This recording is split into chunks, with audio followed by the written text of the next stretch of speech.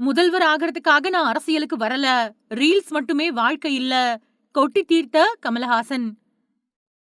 முதல்வர் ஆகறதுக்காக நான் அரசியலுக்கு வரல அப்படின்னு நடிகரும் மக்கள் நீதி மய்ய தலைவருமான கமல்ஹாசன் சொல்லியிருக்காரு.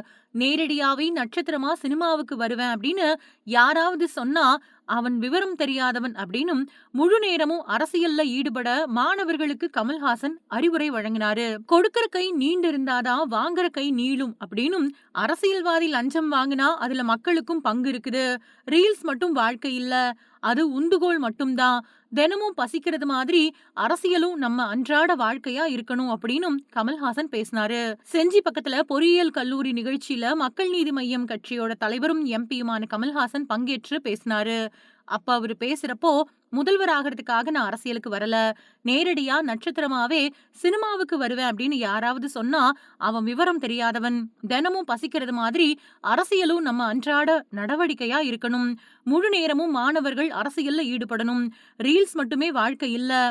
ஒருத்தர் பின்னாடி மந்தையா போனாலும் எந்த பயனும் இல்ல. அரசியல்வாதி மோசமா லஞ்சம் வாங்குவாரு அப்படின்னா அதுல உங்க பங்கும் இருக்குது. சுயநலக்காரர்கள் கையில ஏஐ இருக்குது. ஏஐய மாணவர்கள் அளவா பயன்படுத்தணும். என்னோட ரோடு பள்ளமா இருக்குது அப்படின்னா அதுக்கு நான் காரணமா?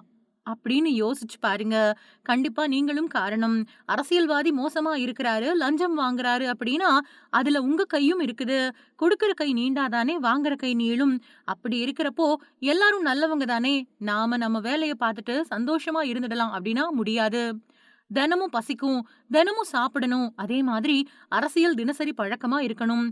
அரசியல கவனிக்கவாவது செய்ங்க. யாராவது பார்த்துப்பாங்க அப்படின்னு விட்டுட்டா, யாருமே பார்க்க மாட்டாங்க.